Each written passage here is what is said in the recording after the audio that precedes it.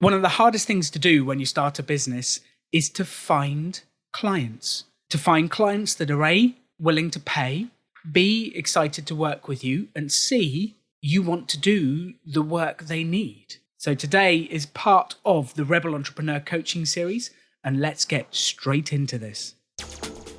The extraordinary belongs to those that create it. Rebelling against business plans and debt, rebelling against what society expects of us to build cool businesses, make money, have fun, and do good. Let's create something extraordinary together. Welcome to the Rebel Entrepreneur. So this is the brand new Rebel Entrepreneur Coaching Series, and one of the things from the feedback from season 1 is you wanted to go along on a business journey with more real entrepreneurs who are out there doing it just as you're doing right now, and you wanted to know what happens to them. So what I took from that is I should create a series of episodes where you get to experience the journey an entrepreneur goes through from finding customers, marketing, sales, and all of the ups and downs that come from that. Now, last season, I sent out an email to the mailing list, which you're welcome to join if you'd like to, saying I'm going to hold a Zoom night, come along, join me and chat to me, and about 15, 20 people showed up. We had an incredible chat. One of the entrepreneurs that came along was Christina from LA, and we made friends, and I asked her if she'd like to do the coaching series with me. And we did one episode to start with, which turned into 2 and 3 and 4. And actually we started recording in July 2020. So sort of quite early on in the pandemic and in lockdown. And we've continued to record. We're up to about episode 12 at the moment. And it's now January 2021. And the idea is you can grow your business alongside Christina's. Business is a journey. It's not a one and done thing. You don't speak to me, do one thing, and then your business is tick. This is something you're going to build and grow over the years. And the idea is you can listen along to Christina, hear the questions I ask her, hear what we're talking about with marketing, sales, growing your business and all that stuff, and then take those questions and ideas and apply it to your business and grow with us. And that's what I want to do with the coaching series. So please meet Christina. So welcome to the Rebel Entrepreneur Podcast, and today I've got with me Christina. Hello, Christina. Hi, Alan. Thank you for coming on the show. I'm excited you're here too. Yeah, looking forward to solving my problems. Well, I can't promise to solve all of them, but we're going to give it our best go today. Christina, we actually ran a Zoom call for listeners of the show together, and you turned up the other day and you had something specific that you wanted to work on. And I thought this would be a great idea because it's a problem a lot of entrepreneurs face. But before we get into that, what is it that you do, Christina? What's your business? So I am a photographer, and I started out kind of just photographing people in general, fashion, lifestyle portraits.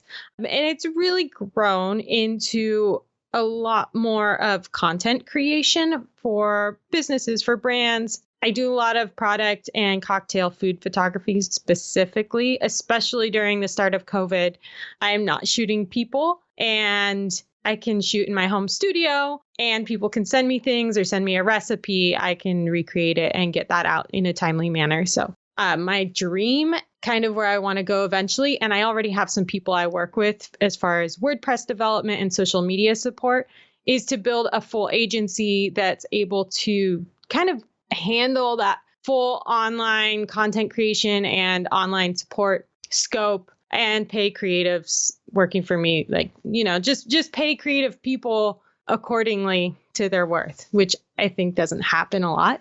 But right now it's just me doing content creation, and then I have people I refer for the other stuff. So how long have you been doing this? I started taking photos on a DSLR maybe about 5 years ago. I'd done film photography in the past, but I started taking photos about 5 years ago. And then the content for brands and companies really started getting going maybe a year or two ago. I started taking food photography because I was writing for a food blog, and I did my own photos. And then you just kind of, keep doing it. And then it kind of grows and you just keep doing it. Yeah. And I have a background in bartending and bar managing, so I know a lot of people in the liquor world. And so, you post a couple good cocktail photos and then someone asks you to take some more. And first it's just like, oh, we'll send you a free bottle of whiskey, which sometimes in life is all you need, right? And then it turns into, well, we'll send you a bottle and some money. And you're like, even better. And now bars closed or mostly closed.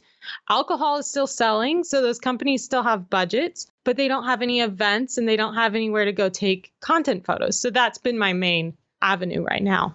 Interesting. So the main thing at the moment is the alcohol manufacturers or distributors who are looking to promote their services online. Because when we're recording this, it's actually in July. So COVID is still a thing.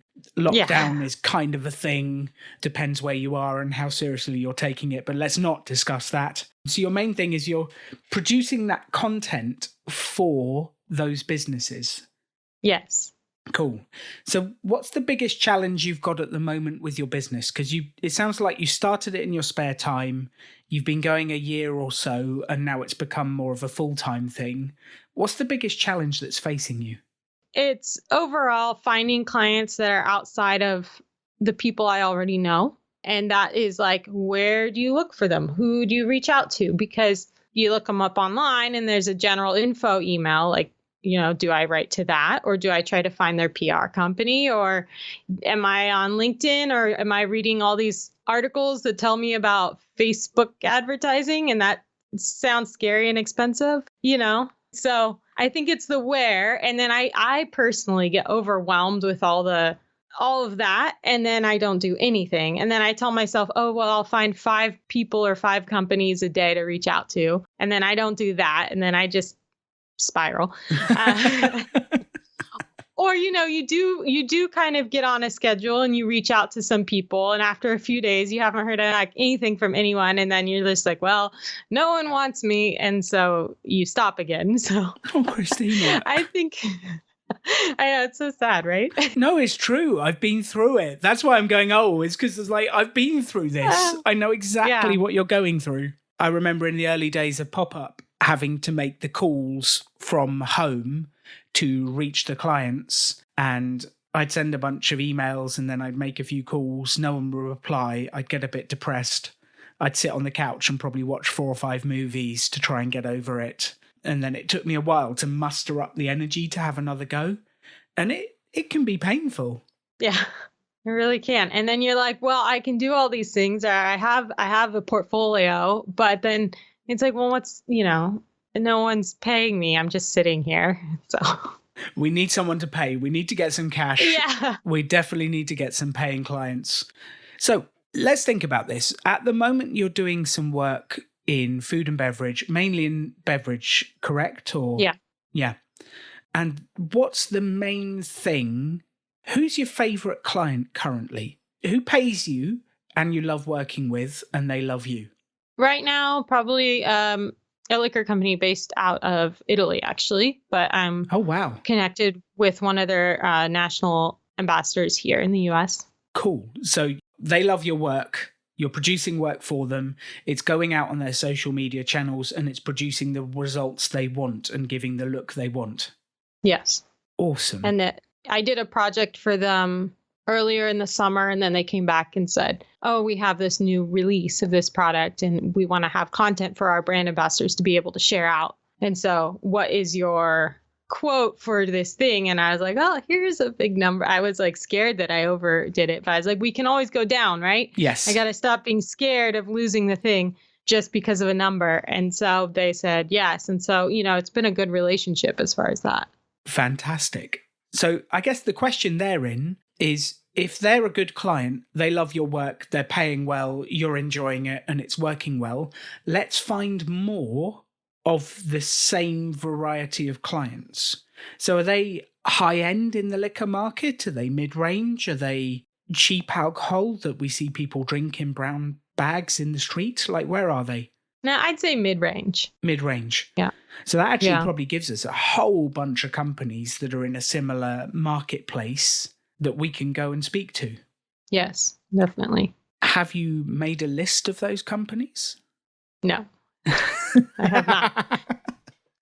Because I think that's probably step one is let's identify who it is. And this actually comes back to one of the things that really helped me was a strategy called the Dream 100 strategy.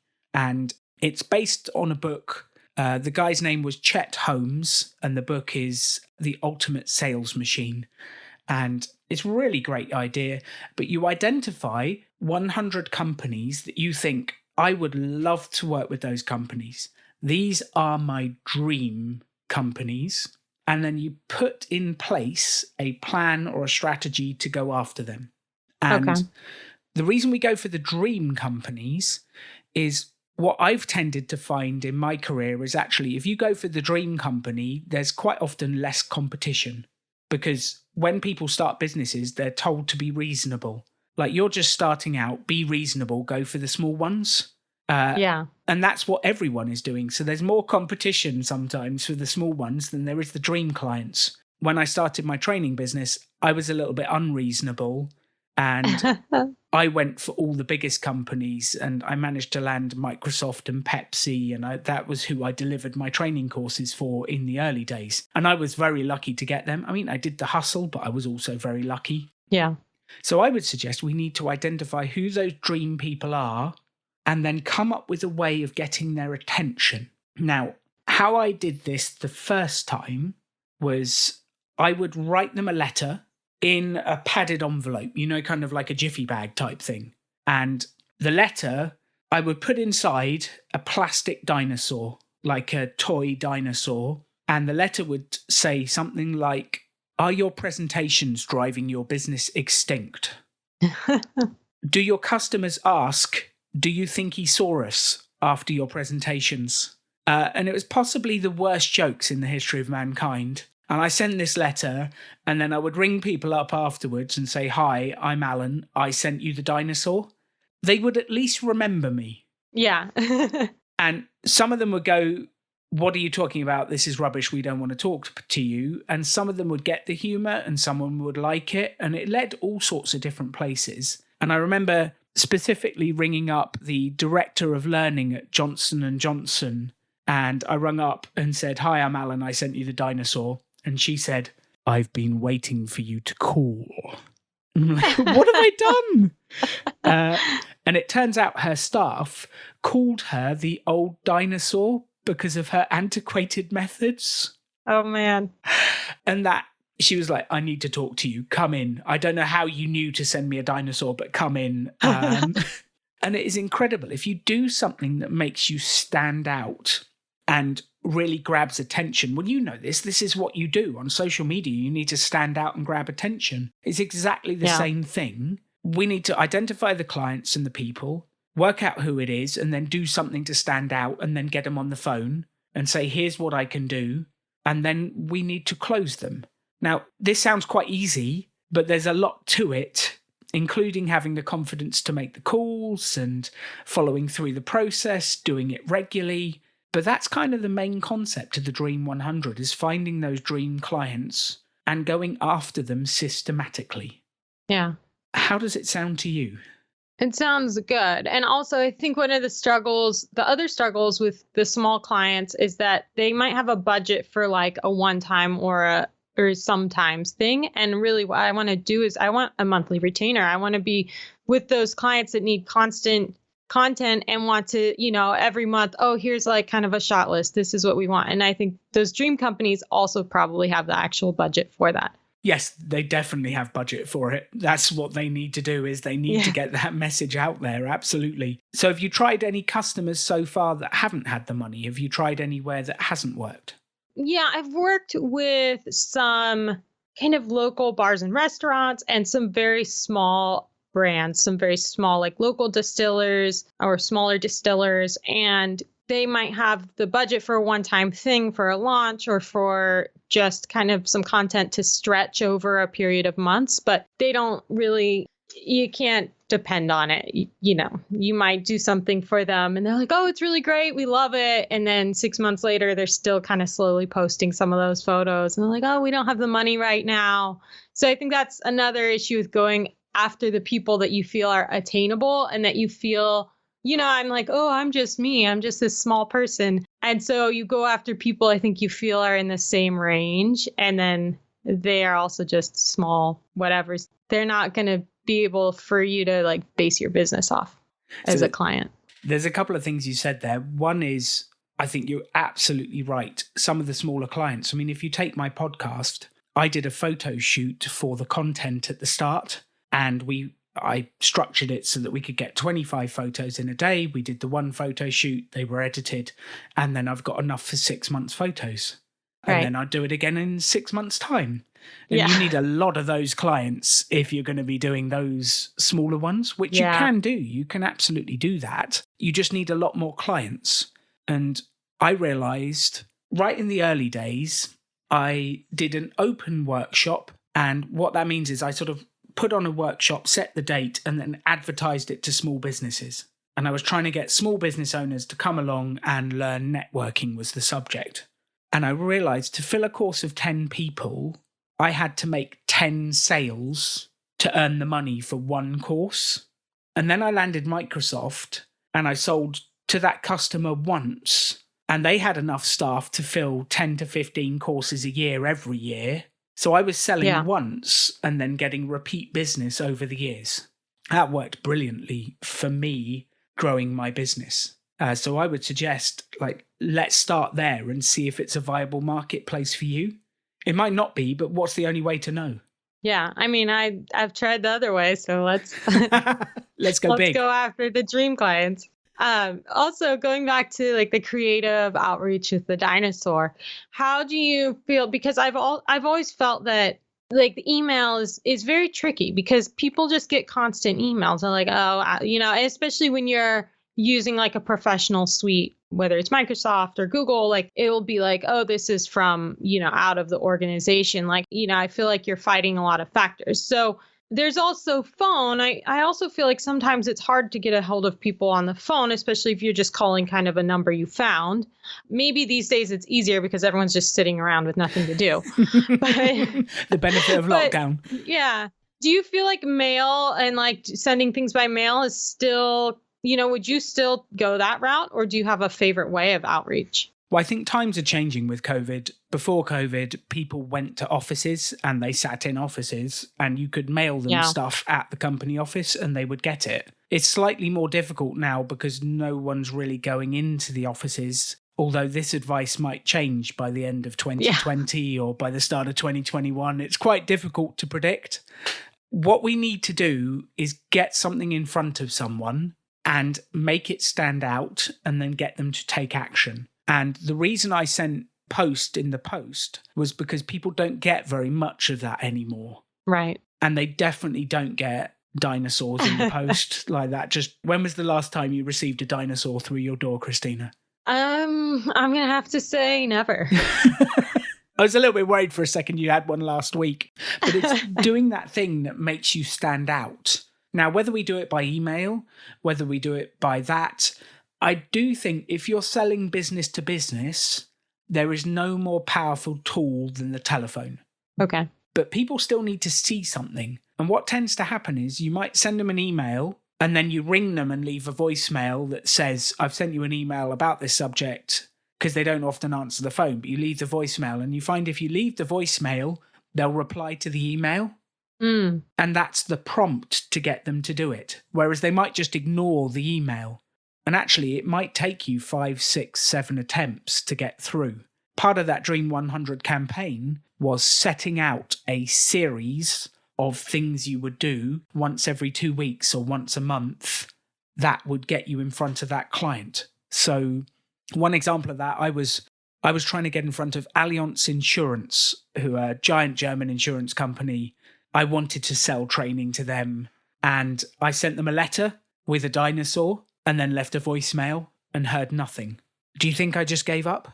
No, I'm guessing you didn't. No, I'm not really a give up person most of the time. Yeah.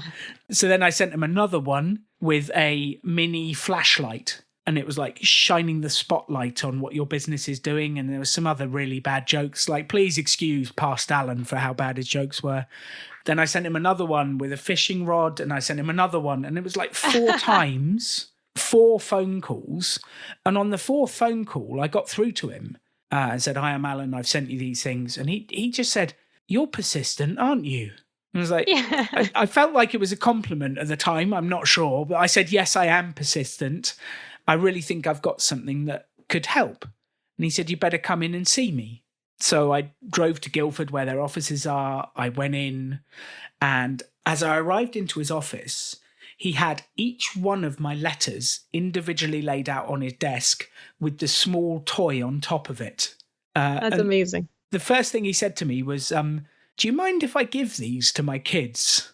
I'm like, "Of course not. Give them to your kids." And we had an amazing conversation, and I landed the first course with them. And it turned out to be a great client for about 2 or 3 years. But it was the persistence, because you're going to get ignored time and time again. And Simon and I like to have this saying that people are lazy and busy. And if you're pestering them for something, then like they're busy. They got other stuff going on. We're bottom of their priority list when we're ringing, but we're actually ringing with something that could help them. And if we stay persistent and focused, and it's the positive persistency. So I never did that thing of, "Why didn't you return my call? Why didn't you do this?" and get angry with them. Like, that's the last thing we've got to do. It's the persistent positivity. Do you think that's something you could do? Like, how comfortable would you be getting on the phone and calling random strangers? I think I'm fairly comfortable with that. And the one thing I struggled with is I struggled with the persistency part previously because I felt like I was being a pain, But I guess you could not be persistent and be ignored and not hired, or you could be a pain and be ignored and not hired. So you're not hired either way. So I guess be persistent. What's the risk, I guess. And I really learned that lesson this year, actually, because I landed a job by just constantly following up, and they're like, "Oh, we're really busy. We're really impressed that you just kept on us until." I love that. Tell me what happened. Okay. What happened? It's actually, it's a day job, but I had met them. I wanted to learn about this area. It's property management, but I wanted to learn about it because I want to invest down the line. And I was like, well, I don't want to buy a place and then not know anything about being a landlord.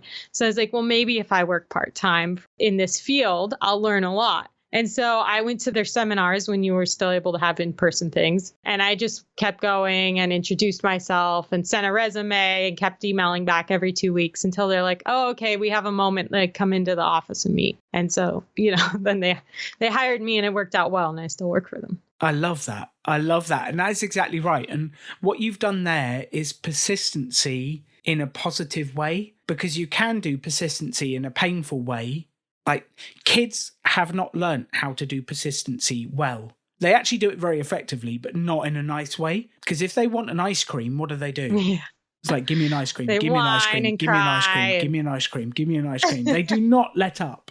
Yeah, and then they whine, then they throw a tantrum, then they lie on the middle of the floor waving their arms around. If you do that, you'll probably get a couple of clients, but they won't enjoy working with you. Yeah. But I always felt that my sending the dinosaur actually made people laugh, and I was persistent and I was always positive, and they actually they at least got something out of my calls. They would remember there was a little bit of value, there was an idea, and I think there's a way for you to really do that. So I guess here's the question. Let's say we've identified the dream 100 beverage manufacturers that you want to work with. What are we going to do to make you stand out the first time we contact them? So I'm thinking if I do kind of an email followed up by a call is kind of my approach. I'm thinking the way that I can maybe do some sort of attention grabbing. And I think because, I'm doing imagery, I'm doing content, I want it to be in that, I want off the bat for them to see something that looks great. So maybe it's photographing, like in your case, maybe I do a really nice little setup of a fake bar or something with like a dinosaur, but or but something like doing a content shoot that is a little tongue in cheek, or a little, maybe there's some comedy to it, something interesting, eye catching or funny. Or I'm also thinking I could do a video maybe like a small embedded video that's the first thing you see that's short and to the point. So I don't know. I'm thinking something in that might be kind of attention grabbing and also relate to what I'm trying to sell them. I love that. I think that's brilliant. So the current client that you work with, that you love working with, what's the biggest problem you fix for them? What's the biggest thing? What do you think the value is they get out of you? Just having quality content on their social media and not having to rely, because a lot of these companies previously are relying on just their brand reps to post or to have images, but they're not really photographers. So it's very inconsistent. So I guess it's consistency in image. So there's some different things you could do. If you could find 3 inconsistent pictures of their brand and send it to them and say, here's what I've spotted. You've got this person posting this person posting this, and this person posting this. I really think if we lined it up and did proper posting, we could do this and give them some ideas. I think that would be fantastic. As you were speaking, I actually imagined the head of marketing sat at his desk, scratching his head, going, how am I going to make sure I get content for next month? Or what am I going to put out on social? And maybe there's a photo of someone going, are you working out what to put out on social or what to do? Is someone like scratching their head or they're confused or something like that? I mean, there's so many ways you could do it.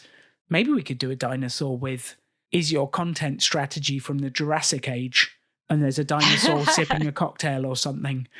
We could have some fun with that. Oh my God, I need to get one of those T-Rex suits.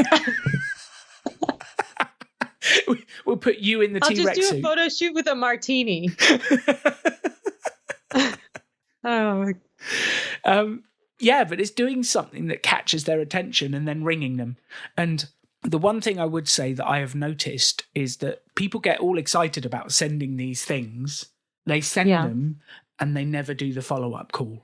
And none of this will work unless you do the follow-up call. Right. Business to business, the phone call is what makes it happen. So we can get excited, send the creative, and then like ring them 1 to 2 days later. And especially if it's email, maybe you send it in the morning, ring them the day afterwards and say, like, you remember the picture of the T-Rex with the martini in its hand? Imagine if we could create stuff like that for you. They will remember that image and they will know you. And even if you just leave the voicemail, it will make them go back to the email and have another look. And then we'll do the same again the next month and the same again the next month. And after a while, they go, okay, this Christina, she's creative. She's persistent. She keeps going. Like, they will probably at least talk to you once. And there's no guarantee of winning business, but that's how we get and open the doors. And that's how we start to get there. Yeah, I like that. I've never done the follow-up call, to be honest. So there we go. Could be a game changer. Just pick up a phone. Just pick up the phone, make the call. So is there anything that would stop you from doing that? I think maybe not knowing who I'm supposed to be reaching out to in the first place. But I think through this, it's become pretty clear to me that it needs to be like the head of marketing or marketing department, you know, because each company has one. Yes, so. And we can definitely try the head of marketing. We can try the marketing department. Maybe they've got a social media manager that is part of that. Maybe it falls under marketing. That's probably the area. The second bit is the PR company that works for them. Sometimes the big companies just get the PR agency to do the whole thing and they'll do the creative, they'll do the whole thing. But if you go straight to the marketing person, there's no reason why you couldn't short circuit that process and they could work with you. And even if they don't do that, they'll tell you, oh no, you need to speak to the PR company and they'll send you the right direction. So I think you haven't got much to lose going for the marketing people. Yeah, I know when we did, when I worked for a company that hired content creators, they were hired via the PR company, but the PR company didn't do it themselves. They had another company they hired for that. So definitely like that trickle down of who do I talk to? Simon and I used to call this, well, when we do it, we call it the CEO bump down method. And we would email the CEO of the organization knowing that they're not the right person, but they would bump us down to the right person. And when we got bumped down, the email quite often said, oh, this looks interesting, Jeff. You should speak to these people. And if the CEO tells you to speak to them, then we had a really warm in and we just ring and say, oh, the CEO thinks it's a good idea. Hi, let's chat. And it was a lot easier. So I think it works quite well. If you can get the person who makes the decision to recommend you to the PR agency, they kind of have to work with you and use you. And then you can make friends. Yeah, that sounds good. I like that. Cool. So let's turn this into a plan. Yes. Because I like plans. What are the steps? As what do we need to do? I love it. I love that you've reached for a pen and paper. This makes me so happy. I constantly repeat to my business partner, Simon, never trust people who don't write things down. No, I have to write everything down. Otherwise, I can't even remember. you should see the wall behind the laptop. It's just Post-its. And there's the proposed and in the works and waiting on payment. And because otherwise, I'd have no idea. That's awesome. Right. What's the plan? What are we going to test? And will you let us know if it works or not? Yes, of course. I'll let you know. Awesome. Keep you in the loop. Definitely. So what should we do? What should we start with 25 companies and do a mini experiment, do a test? Yeah, that sounds good. So a list of 25 companies that are kind of in that mid-range, similar to the ones I've worked with, because I also have good samples I can send as well. Perfect. For them. Perfect. Yeah, list of 25 companies. And their marketing managers, which is probably a LinkedIn search. Yeah. And then a little tip on that. Most people's email addresses are something along the lines of firstname.surname@company.com. And if we can find one person's email address at the company, we can decode all of the email addresses at the company. So that's our sneaky way of doing it. A pop-up is we'll send firstname.surname, initial.surname, and I might send 5 or 6 email addresses and see which ones don't bounce. I love that. Cool. So we've got the company, the person, and the email. What's the next step? Come up with some sort of email content that catches attention, whether it's a video or a photo. I think I'm leaning towards photos. I'm not sure if it's like something, if I want to do something that's kind of comedic and maybe gets a little laugh, or that points out something specific to them, like maybe an inefficiency or a need. So I'm not sure which way I want to go. And I guess it could vary from company to company. It absolutely could. And also, this is a long game we're playing here. So we'll send one this month, and we'll send one next month, and we'll send one the month after. So there's no reason why we can't try all of these ideas over a period of time. Okay. So maybe should I just start with one and do it? Yeah. Okay.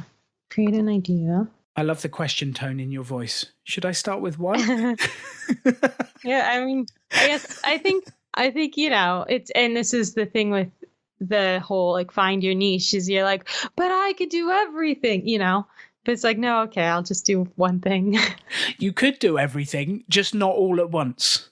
We got to do one thing at once, and that's definitely what I've had to learn, and I'm still not that good at it because I try and do 3 big projects at once. But yeah, one thing at once, let's just go for that one. And I think the compounding power of this is that you become famous in your niche. Yeah. So once these companies start talking about you and your impact and all of that sort of stuff, that's when you become famous in the niche. And it's very difficult to become famous if you do a little bit of work over here and a little bit of work over there. And it's very difficult to become famous in your niche and create that trusted brand that you can do this for people. Whereas if you concertedly have that effort on those mid-range companies, that's where you target and that's where you deliver brilliant results. And that's how you get famous in a niche. Yeah, that makes sense. Okay, so we've created an idea. And I think I want to lean towards, even maybe a little like set of 3 photos that are kind of, I want there to be some comedy to it. I feel especially we're in like a really, like right now, specifically in the middle of 2020, things are heavy. So maybe if I can get a little chuckle or a light moment out of something, that might be nice. I love that. There's got to be some COVID humor about how to do alcohol during lockdown. There's got to be some kind of lockdown humor we can do. Yeah, I think there's got to be. I'm going to brainstorm, but I think I want to do something that's kind of attention grabbing and had like a little like laugh to it. Yes. And then also write something to go with the image. So I'm thinking, people probably don't want to be weighted down by long emails. So like a paragraph. Yeah, as short as possible. As short as Okay. possible. And it'll be literally like, here's the problem I fix. The main problem is having high quality, well branded content to put across your channels to keep your customers excited about your product. That's the problem I fix. I make it easy for you to put your stuff out, increase your sales, and get more reach on your social media posts. I'll give you a call in the next 2 days to discuss how I could help. And what's interesting is when you ring them, you leave a voicemail and they reply by email. But the voicemail is what prompts the reply.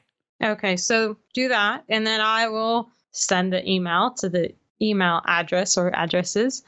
And then I will set myself a reminder to call next day or 2 days. Yeah, do it the next day. I think if it was post, I'd leave it 2 or 3 days because you never know when it would arrive. But email, it arrives instantly. And you've got a shorter window of attention span with email because they will go through their emails each day and delete them. So they won't remember it in 3 days and they might have deleted it. Whereas if you ring them straight away, they'll be like, oh yeah, I got that this morning. That was interesting. Whereas if it's 3 days later, they're going, I have no idea what you're talking about. Yeah. So I'd ring them fairly quickly afterwards. That makes sense. Okay. All right. And then I guess repeat the cycle like every 2 weeks, basically. Yeah, let's repeat the cycle every 2 weeks and then let's see where we get to with them. Okay. And then when you do this, like, how do you find an effective way to track this? Do you kind of keep a spreadsheet, or I like to be organized. Like I could just fly by the seat of my pants and log into my email and see when I last sent one, but I know that won't work for me. So do you set like a Google Calendar reminder or a spreadsheet, or what have you found to be kind of an effective way to keep yourself on this? For me, I like to know when I'm doing it and how I'm doing it, and I put it in the calendar and I schedule the time and I know what I'm doing, and I'll do my creative that day and then I'll send it out the next day. And absolutely having a list of the names where you can put next to them left voicemail on this date. Sent email, sent voicemail, sent email, sent voicemail. And then from your own side when you've been ringing them what you've been doing, and you can track that through. But I think that's a really important element. And then we'll also get to know by the end of it, you've approached 25 companies and you got ignored 25 times the first time.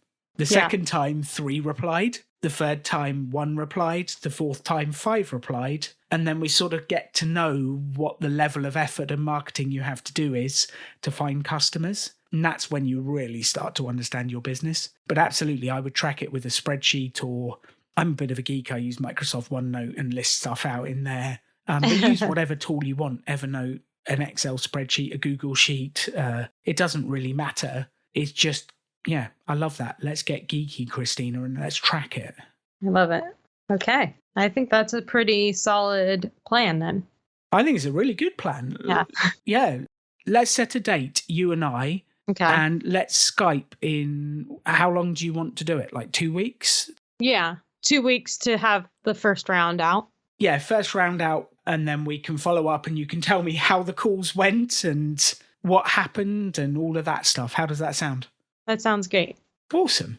Christina, go get them, have fun, and put your energy and humor into your marketing, because that's what's going to make you stand out. Awesome. Thank you. I will. So that is the first ever episode of the Rebel Entrepreneur Coaching Series. It's going to be coming out every Thursday for you, so you can tune in next Thursday for the next episode and see what happened with those Christina emails, see where she got to. You can hear the next conversation and what has happened. But what I really want you to take away from this episode is the items, the information that you can apply to your business. So number 1, sales is a process. This is not something you do once and sales is done. Something that you do every single day to grow your business. Sales is a process. Step 1, identify who you're going to market to. Make a list. Step 2, start to do something that grabs their attention so you stand out and get in front of them and get your message in front of them. And then step 3, you start to ask for the sale and systematically work to win those clients. That's what it's all about. The second thing I'd love for you to take from this is sales is a numbers game. And if you're messaging 5 people one week and then doing nothing for the next 2 months, well, you're not really going to get anywhere. And you have to put that numbers into it, the energy, reach out to people and make this happen. The third thing I'd love you to take from this is sales is a set of daily activities. And did you hear me closing Christina to an action plan? Because this stuff doesn't happen on its own. You don't just wake up, decide I'm going to grow a business and then it appears. You have to do the activity every single day to grow your business. You have to put the marketing messages out there. You have to do the sales work. Growing a business is work. You don't leave a job to grow a business and expect to do nothing. And I think the dream of things like the 4-hour work week where you build a business and you only have to work 4 hours a week, that's great. But that doesn't happen at day one. You've got to build the business first. And that takes time, energy, effort, and daily work to get there. You've got to put in that work. So that's what I'd love you to take from this episode. It's also quite interesting listening back to this episode in January 2021, how hopeful I was that the pandemic would end quickly and we're back to normal life. And actually, I'm still that way. I am hopeful. But I tell you what, no matter where you are right now with your business, you cannot wait for outside influences to change. You need to take control. You need to make it happen. And it doesn't matter what is going on with the world. We need to find a way to create our own space within it, to create our own business, our own income, whatever's going on out there. So thank you for listening to the first one of the Rebel Entrepreneur Coaching Series. If you'd enjoyed this, please send me a message, leave me a review, tell me what you think, because your messages inspire me to keep creating content to support you. Thank you for listening. Go out there, build your business, make money, have fun, and do good. You can have any life you want to. Choose to build something cool. Choose to take action. Choose to work to make your dreams become reality. Stand out. Be different. Be yourself. Be a rebel entrepreneur.